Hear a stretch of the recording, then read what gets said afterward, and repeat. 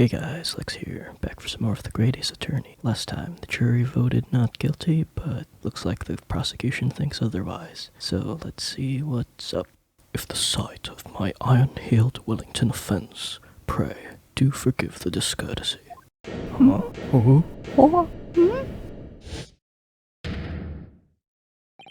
This is a consummate example of the one monumental flaw in British judicial practices.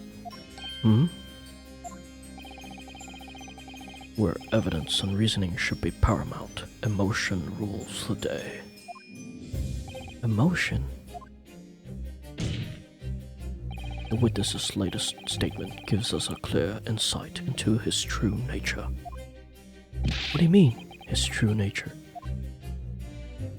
Do you really think Scotland Yard would have made such a glaring omission?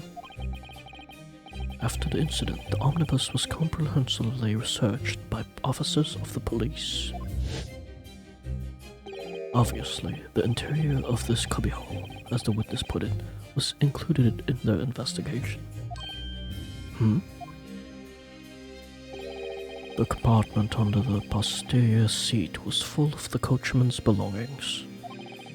It's noted in black and white here in the police report. Good Lord.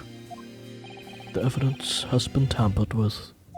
In order to corroborate Mr. McGilder's story, someone has unlawfully removed everything from underneath the seat. What? Did she do that during the smoke screen? Order, order. How could such a devious contrivance possibly have been effected, Consul? Naturally, we must acknowledge the deficiencies of the constabulary in allowing this to have happened. However, I assure you, when the omnibus was wheeled into the courtroom this morning, the compartment under the seat was not empty. Well, my Lebanese friend? Me? When the carriage was submitted as evidence, doubtless you examined it in fine detail, as would any self-respecting practitioner of the law. Pray, what did you find the condition of the under-seat compartment to be? I didn't look. Oh, to be sure, the young gentleman will be able to clear this up in each affair. Sorry? Go ahead. You told the court now, fella. Now, this is all an elaborate excuse by the desperate Lord Van Sykes. So he did it. Or she did it, maybe. Well, Counsel, do you have anything to say on this matter? I ain't lying. I'm a truthful boy. How am I supposed to answer? How can I say that the state of this little compartment underneath the seat of an omnibus? I didn't look, it wasn't an option. It didn't flash blue. Sorry, I'm a failure. I didn't look. Why didn't I examine the omnibus more thoroughly? Because there wasn't a blue reticle. It wasn't flashing. Perhaps I credited you with too much intelligence. It seems, my lord, that this Eastern initiate is as unreliable as wine from the barrel. What? Mr. Arahodo. Well now, it would seem the argument is moot, and the truth of the matter is there for yous all to see after all. That there cubbyhole under the seat is as empty as the devil's odd, so it is. Why? Why do I feel like something's not right here? I should like the jury to weigh on this matter, I think. That compartment is designed to house equipment used to maintain the smooth running of the carriage. The Guild's rules state the omnibuses should be properly and fully equipped at all times. So it certainly wouldn't have been empty on the night in question. Baka isn't that irresponsible, or is he? That money-lending fleecer and his picked purse are lying. Oh, jeez. I can't believe I was really taken in. That stinking rich are always stinkers. Nothing but cowards, the lot of them. What? Oh no! It's a trick! Of course it's a trick!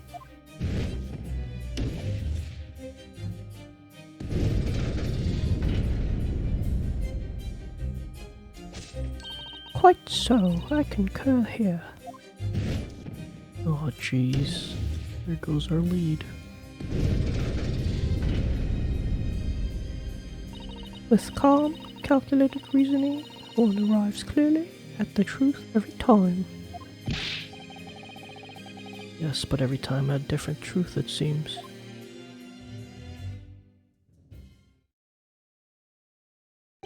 My lord, I humbly exhibit the scales of justice. Clearly, the verdict of not guilty at this time would be wholly inappropriate. Thank you, counsel. But before we proceed any further, there is a matter of the outstanding cross-examination. Counsel for the defense, begin your questioning of the witness, please. Yes, my lord. What just happened? The whole balance of the trial just shifted almost beyond recognition. The Reaper of the Bailey is at work, it would seem.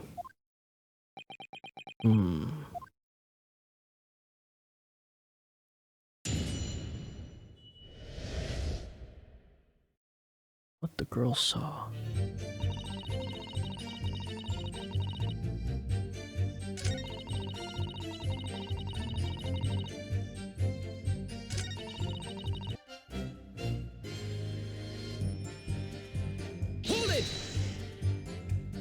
So, you were already in the omnibus before it even set off on its run? Well, yeah, I mean, what's the point of spending a joey to make a few bob, eh? That's a rum idea, ain't it? What? I suppose she means that there's no point spending money to make money. It actually makes sense. Counsel, may I remind you that this girl's a petty thief.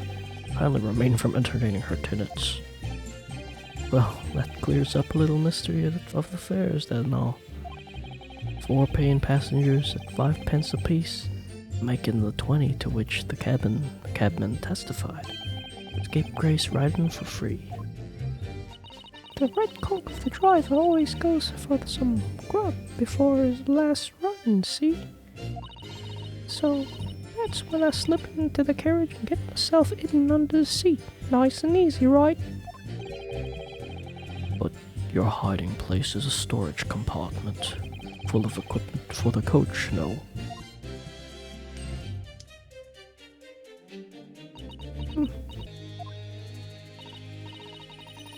Yeah, there's bushes and buckets and whatnot in there, sure. Let's chuck it all out and cram it in the corner somewhere. No one ever seems to bother much. And yet, according to the report filed by the police officer who first arrived on scene, the compartment was full of paraphernalia. Well, I don't know nothing about that. Like I said, I move all that stuff out so I could hide under the seat. That's all I could tell you. It seems we've reached the end of that line of inquiry. Continue. Hold it! Waste of time? Why is that? Well, most nights I'm on me own and God permits at least some of the time. I beg your pardon. Did you say God permit? Oh, yeah. Well, that's what my kind calls it. You say the omnibus, I suppose. Point is, any normal run, the carriage ain't got no one in it for a while. That's when you come out of your hiding place and get away. That's it, only that night. This cove was sat on my seat from the start. And he didn't budge the whole way, did he? Not 1 inch, I was totally stuck. Do you mean to tell us that you were present in the carriage for the duration? You were under the seat the entire time, while the events unfolded in the closed cabin? Yeah. Right, mister? To be sure. I was shocked as anyone. You don't expect to lift the cushion you've been sat on and flat a child, you know. This Miss Lestrade couldn't possibly be the culprit then.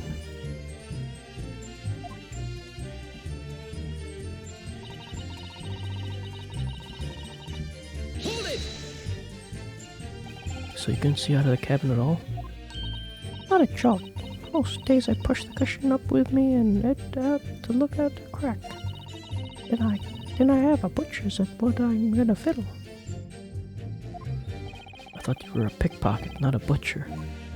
I mean, I have a look.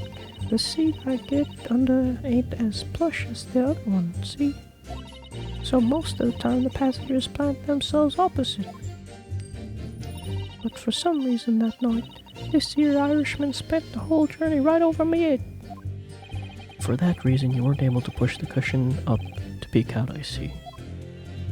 Truth is, I ain't too happy in small dark places. Feels too much like being thrown in the clink. But it's the only place to hide in them carriages, so it's Upson's choice. Why doesn't she stick to picking people's pockets in the open then? I'd say there's some reason that she's not letting on, judging from her demeanor. So anyways, I was a bit scared, but I had to just stick it out under there. Nothing else for it.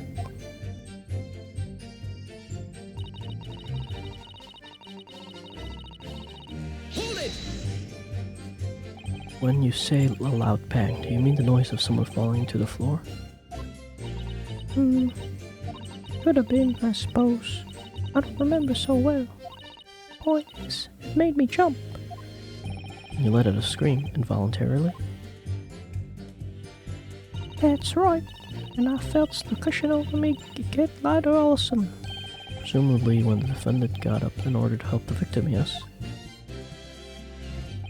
Or not. It could equally have been the moment the accused stood in order to stab the victim, could it not? Well, girl, did you see what happened at the crucial moment? Yeah, I saw it. Huh?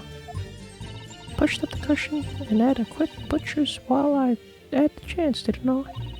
That Irishman was sitting up the bloke what had fallen on the floor on the seat opposite. That matches Mr. Gilden's account for it, of course. But then the fella suddenly turns around and looks at me. Stuck back down again, but it was too late by then. I should never risk the looking.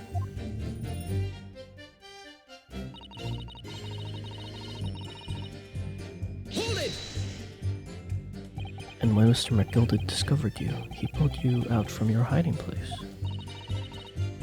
Oh, scared stiff I was. He dragged me out and sat me down in the seat and all.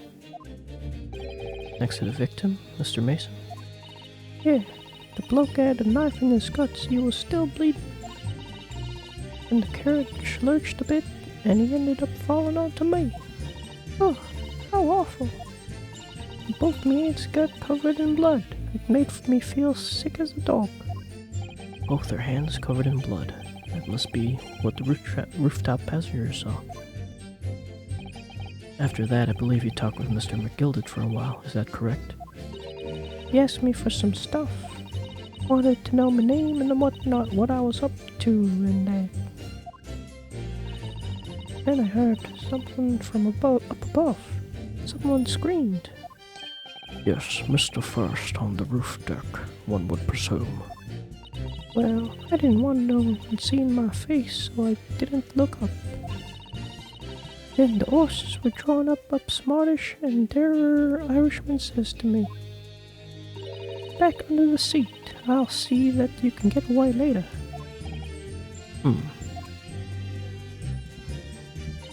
All 6 members of the jury had decided that the defendant was innocent. One brief shining moment, yes. It's clear that they are all still unsure. They could just find some conclusive piece of evidence among the new testimony. I'm sure we would clinch the verdict we want. Yes, I think you're right. And I have this niggling feeling. Something's bothering me, but I just can't quite put my finger on it. Hey guys, Editor Lex here. So I cut out 20 minutes of me trying to figure out what I missed. Looks like I forgot to press the first statement, so I'll re-record that when I was trying to redo everything. I also lost 1 point because I accidentally presented something instead of examining it. Anyway, here's the first statement. Hold it! So, you were already on the omnibus before it even set off on its run? Well, yeah. I mean, what's the point of spending a jolly to make a few bob, eh? That's a rum idea, ain't it? I suppose she means there's no point spending money to make money. It actually makes sense. Also, may I remind you that this girl is a petty thief? Kindly refrain from entertaining her tenants. Well, that does clear up the little mystery of the fares and all. 4 paying passengers at 5 pence apiece, making the 20 to which the cabman testified. And 1 little scapegrace riding for free. The red conk of a driver always goes for some grub before his last run, see? So that's when I'll slip into the carriage and get myself hidden under the seat. Nice and easy, right? But your hiding place is a storage compartment, full of equipment for the coach, no?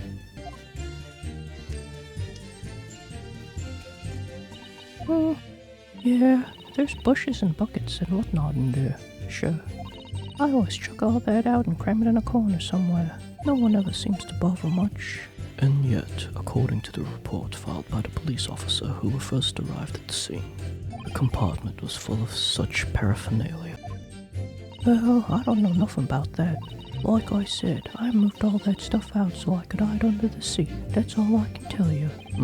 It seems we've reached the end of that line of inquiry. Continue.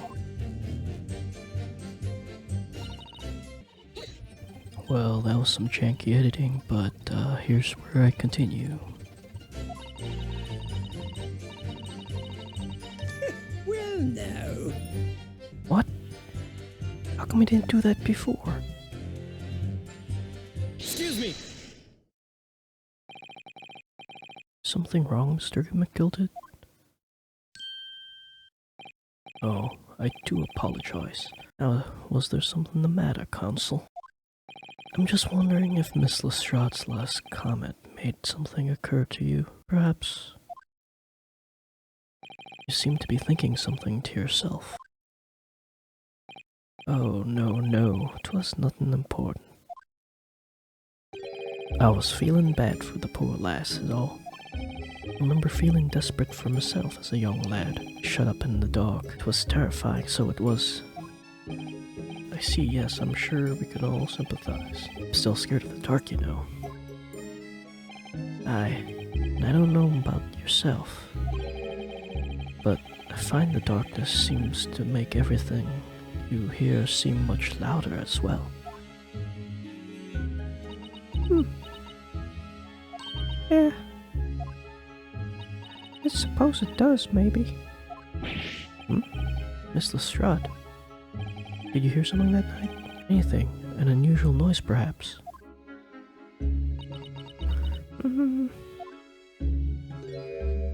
Nah, not really. All I could hear was an Irishman snoring. The Chappers, there's no need to tell the whole world of me foibles, you little scamp. What a pity. If only Mr. Lestrade had heard something, it might have given us a vital new clue. Yes. What should we make of that last statement of hers? Oh, no, that's not what I wanted. I don't think I can. Oh, damn it. Very well, if that's the position of defense. What's the matter, Mr. Sato? Well, I Don't know. Is that really true, do you think? must be, surely. She said she didn't hear anything. Perhaps that's precisely the point. Could that be an important in of itself? Huh, the fact that she heard nothing. Continue with the cross-examination, Counsel. Oh, God. It's profoundly important. Did not accidentally click it's significant last time. My lord. Oh, I believe the statement just made by the witness is profoundly important. Profoundly important? But all she said was that she heard nothing. Yes, which is a profoundly important point. I'm almost sure of it. I'm almost sure I don't understand the inner workings of your Eastern Mind Council. Nevertheless, Miss Gina Lestrade, you will supplement your formal testimony by repeating the last statement, please. What? Supplement? What are you on about? Don't give me a fancy talk. I know what you're trying to do. Well, it won't work on me. That's right. Insult the judge. Always a good move.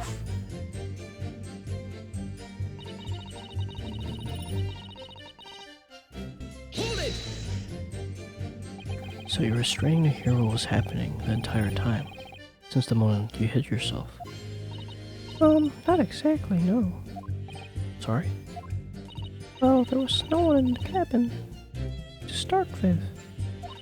I could just push up the cushion and have a pictures to see what's what. But then, I saw the swells getting on. I got my ear down and so he didn't notice me. And Mr. McGilded sat on the seat which you were hiding, correct? Yeah, wouldn't you Adam and Eve it, eh? What a mug. So then all I could do was listen. I was waiting to jump out as soon as I heard him leave, see? But would it? Not likely. Even though we stopped here and there, I never heard the door open. So I just had to stay and put and listen to I'm driving his pigs to market, snoring like an old dog he was.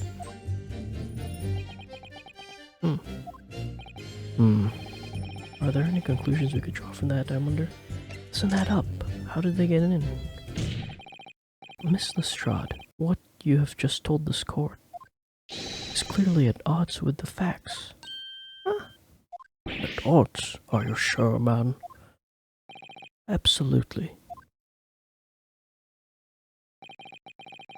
It seems my learned Nipponese friend is not as dull-witted as I feared.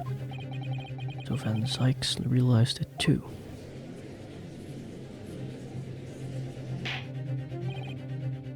Counsel, I must insist you bolster your claim with evidence or some complicit party's name at the very least. Yes, my lord. I expect you to demonstrate this alleged contradiction to the court. According to Miss Lestrade, while she was hiding in the omnibus that night, she heard nothing but the sound of Mr. McGilded snoring. But think, Ryunosuke, think. There's something else she should have heard.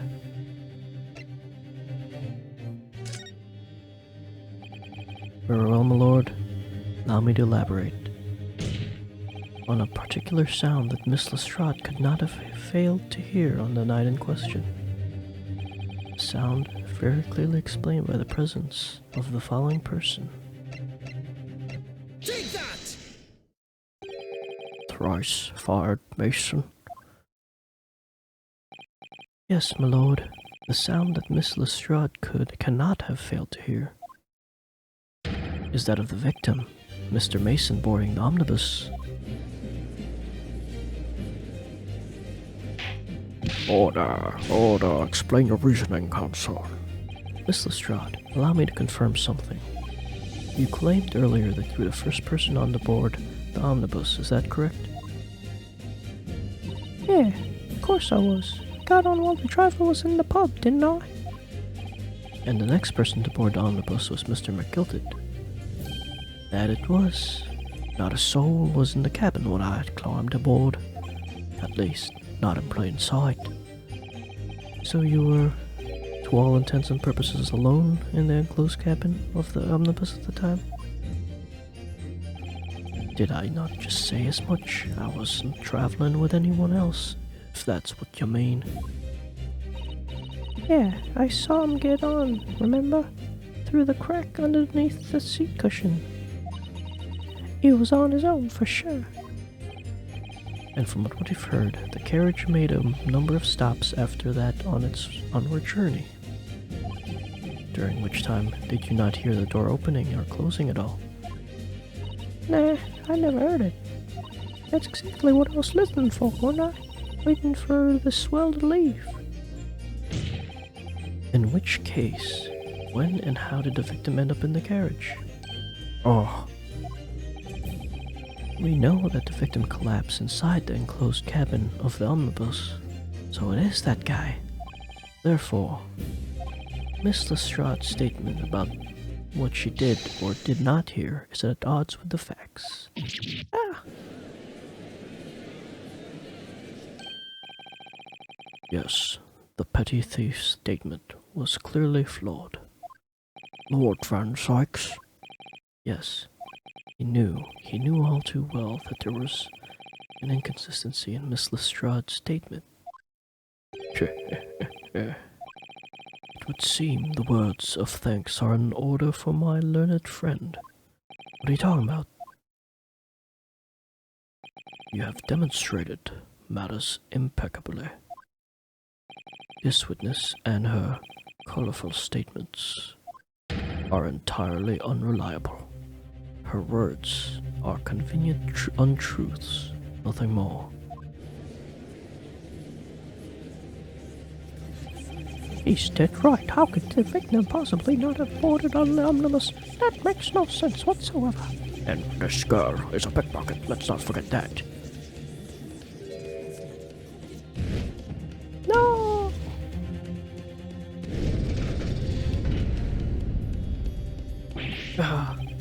She didn't even say anything. I didn't want to judge the dear little mite just because she had some rather naughty ways. But I must say, I can't abide liars. And neither can I. Mr. Foreman, I didn't want to judge the girl just because she had some less salubrious ways. But I must say, I cannot abide liars. Oh, jeez.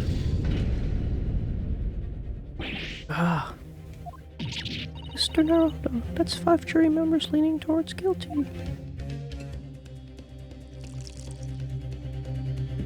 Well, your consideration for others is refreshing, my Nipponese friend.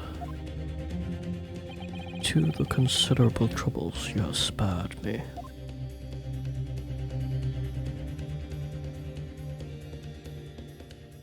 Yes, very refreshing.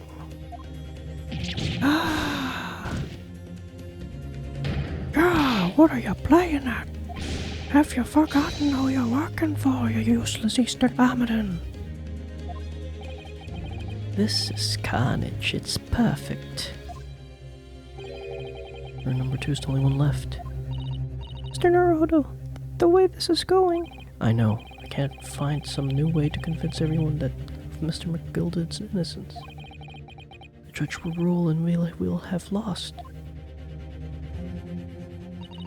I very much wanted to believe the words of one of London's most respected gentlemen, but those of us in the service know we must accept hard truths. Hold it! Hold it.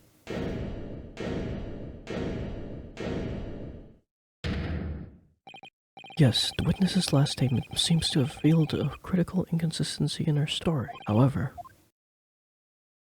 if we consider the possibility that her statement is in fact the truth, it may shed an entirely new light on this case. What are you saying? Counsel! I'm sorry, sir. What do you mean? Counsel, I will not tolerate you attempting to prolong my adjudication. Explain yourself at once. The accused boarded the omnibus on the night in question. The victim was nowhere to be seen. Subsequently, the carriage door was not heard opening a single time, as testified by the witness in the stand. And yet, the victim's body was found inside the carriage. If this petty thief's words are to be believed, how do you explain the victim's miraculous appearance inside the cabin of the omnibus? Someone dropped them from the ceiling. He was actually sitting on top. There's only one way to explain how the victim came to be inside the carriage.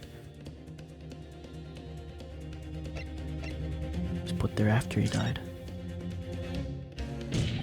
Obviously, the victim must have been placed there after he was killed. Objection! Tell me, my learned friend, what was the function of that obviously in your last sentence? Well said. Oh shit. Oh no. The point is the victim must have been moved to the carriage afterwards. But answer me this, how could a cadaver have been placed inside a moving carriage? Well, obviously. No. And I'm fucking up this trial so bad. Penalty is evidently not heavy enough, judging from those Nepalese eyes, so I ask you again. If this petty thief's words are to be believed, how do you explain the victim's miraculous appearance inside the cabin of the omnibus?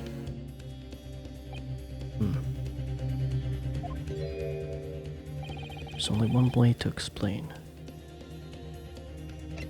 There's another entrance. The door wasn't open even once. The only explanation is that the victim entered the cabin in some other way. Objection! I wonder what new fantasy you would come up with in your blind panic. But behold, the omnibus is here for all to see. Only one side of the enclosed cabin is furnished with a door, the others have only windows. Fixed windows which cannot possibly open. In short, there is no entrance to the cabin other than the door. Objection! But there could be. There's one possibility you haven't considered. Oh, really? Yes, one other way inside that isn't the door. Another opening, to which allowed the victim to appear inside the enclosed cabin. All right, counsel. The defenses will identify the location for the court. Here's the omnibus. Where on earth is the entrance? Right here. What? Here. Why? Take that! The answer is obvious. It can only have been the skylight. I say, the skylight? Objection! Your ludicrous proposal almost has me lost for words. However, Objection! the skylight may well be large enough for someone to pass through. Objection! So you claim. Do you have a shred of evidence to support your addle-brained theory? Both Mr. McGilded and Miss Lestrade said the same in their testimonies. They each claimed to have heard a loud thud, such as the noise made by someone falling on the floor. Yes, which has already been explained, as the sound of the victim falling from a seat having assaulted with the dagger. Yes, it has, but would a man slipping from the seat into the floor really have made a loud noise as the witnesses described? A loud noise enough to cause Miss Lestrade to let out an involuntary cry, in fact? Good gracious. Perhaps, in fact, that was the moment that the victim made his entrance into the cabin. Now let me rephrase that. The victim didn't enter the cabin as such. He fell into it.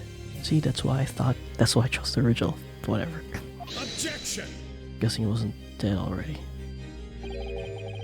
Now you're suggesting that the victim fell from the skylight into the cabin. That's simply impossible. How could you be so sure?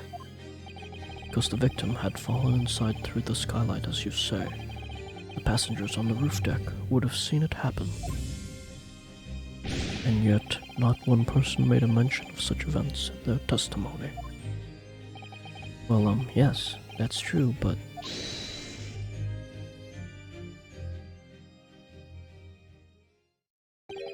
Might a humble fella make a wee comment here? Mr. McGilded? To be sure now, the two fellows who were sat on the roof that testified afore said nothing about the victim falling through the skylight. But it seems to me, my lord, that 'tis not so much a case of them not saying, but aye, the case of them being unable to say. What? I think perhaps the two fellas do be having something of a compelling reasons not to mention what happened. Would yous not agree, fine ladies and gentlemen of the jury? Hmm? Oh my goodness, surely not. Those two chaps on the roof? You mean the ones who stuck the knife in the man were?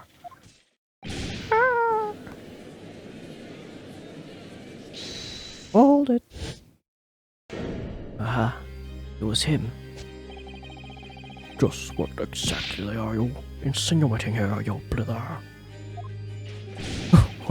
You rotter. As he said, you rotter. What are you insinuating? This is flaming outrage. I have a good mind to give you a blinker in a minute. He'll give you a shiner in a minute, he said, and so will I. Mr. Fairplay, You're effectively accusing me, a city gentleman and a well-respected banker. And me, a very angry hatter. Suggesting that someone like me could have stabbed that man in the guts. Oops. It's a disgrace. It's scandalous. I protest to the strongest possible terms. That's right, I protest too, about you rotten scoundrel.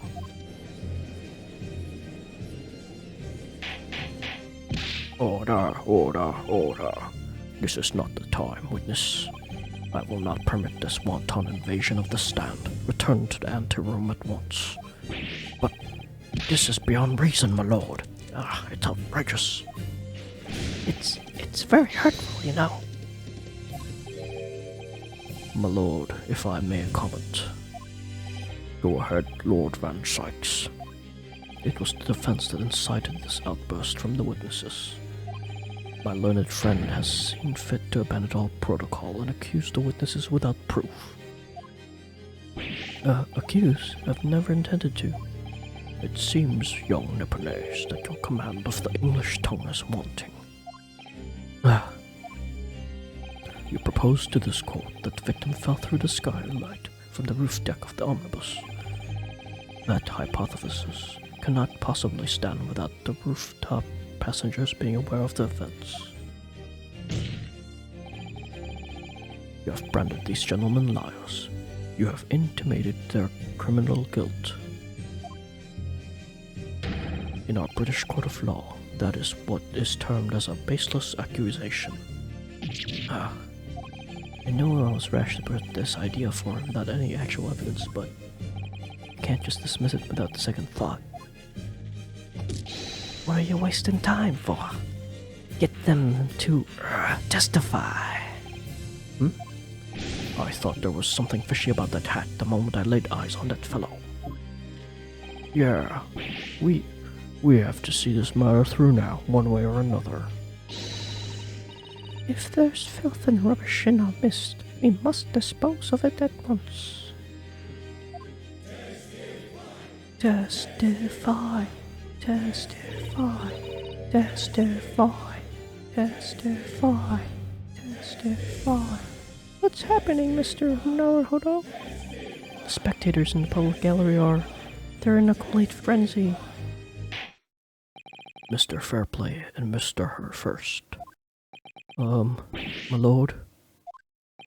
You will take the stand again and make another formal testimony in reference to the indictment brought by the defense. Yes, my lord. I didn't come here for this. There's no time to think of this through. All I can do is keep pushing forward. I think I'm going to stop here, and next time we'll continue with their testimony. Thanks for watching. Bye. Testify, That's their fault.